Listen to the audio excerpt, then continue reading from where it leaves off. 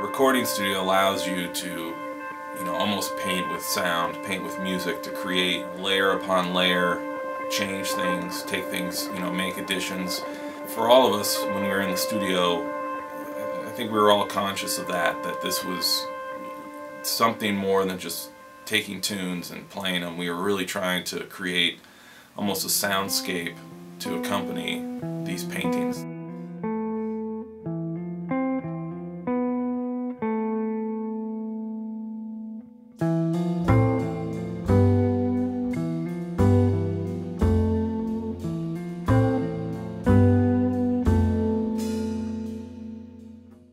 This record kind of came together as kind of by accident. Dale Chisman was my wife's father and somebody who I've known for the last 20-some years.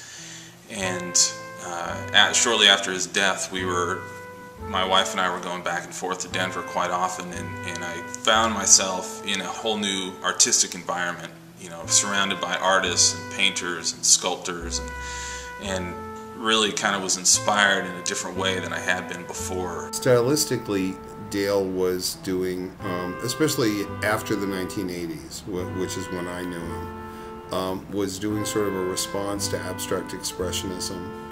I think he owes a lot to Mary Chenoweth. I think he has a relationship with her work.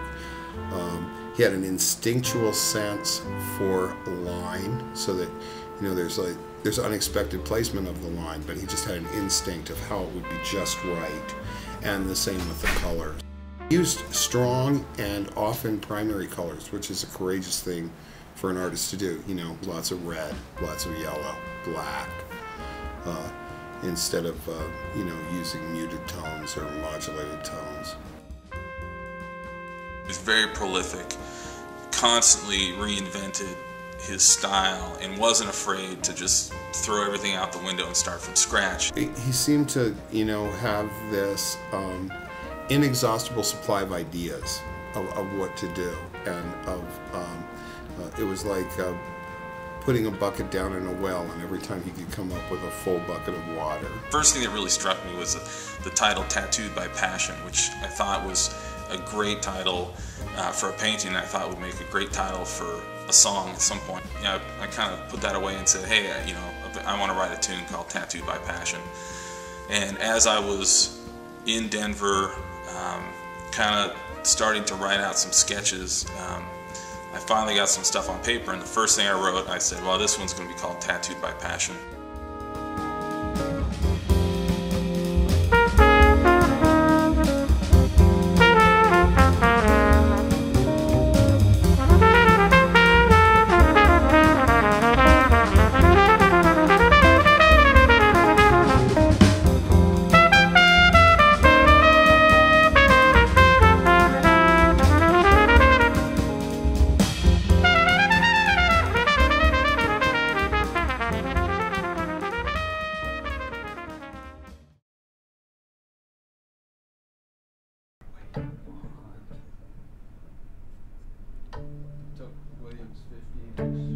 For me, the studio was really about being completely creative and really trying to paint with sound.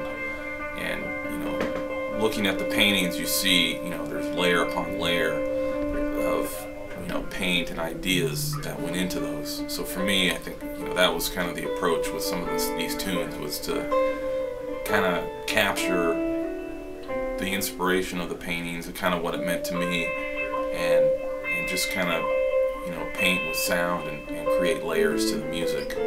There's a lot of music that was recorded with all of us at the same time in the same room, and there were things that were added and subtracted and layered, and it was a very kind of all-encompassing kind of project in terms of the studio technique involved in recording it.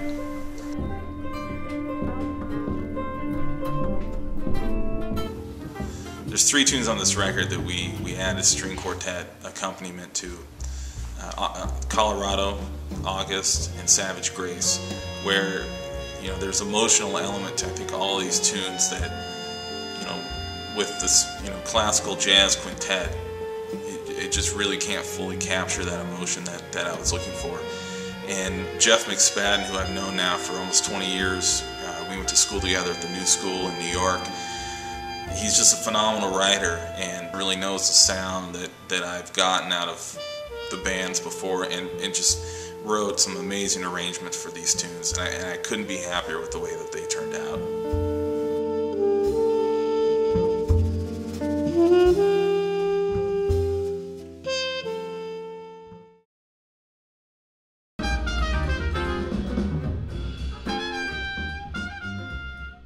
One of my favorite tunes is Big Chief with a Golden Crown, which was named after one of Dale's most famous paintings. He did a series of these Big Chief paintings when he moved back to Denver from New York in the 80s. He was considered one of the tops in terms of Colorado art, and so he was a legend even before people saw his work. And when he came back, everyone wanted to meet him, everyone wanted a piece by him, everyone loved his work. So there was a buzz when Dale moved back, and he was kind of acknowledged to be the greatest of his generation. For me, writing the tune, I kind of wanted to have a tune with kind of that 80s, just kind of badass moving back to the Denver kind of strut. So that's how the bass line and the guitar groove for Big Chief kind of came together.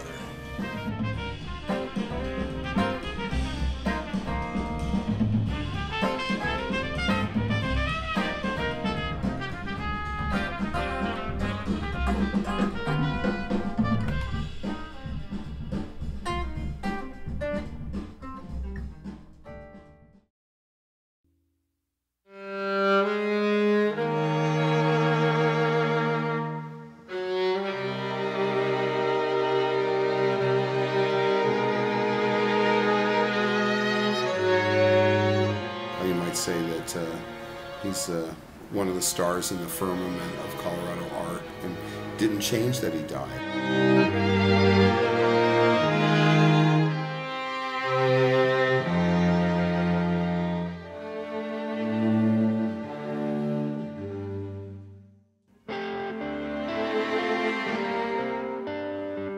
Now he's now, you know, sort of cast to the ages. It's the work that will actually live on. Now that we've finished the project, it's exciting to see it, you know, packaged up, see the final product, and also look forward to playing it live. Because I think when you're in the middle of making a record, you kind of lose sight on the bigger picture of how the, you know, the listener's gonna see it. And kind of a stunning, you know, work in its scope, because you know there's the use of all of the instruments all together is not something that you necessarily heard on the recording session. So I didn't ever get a chance to hear what the strings were going to sound like, you know, behind me or behind the electric guitar, or what the electric guitar is going to sound like with the two horns and bass, and it's quite something to hear, actually.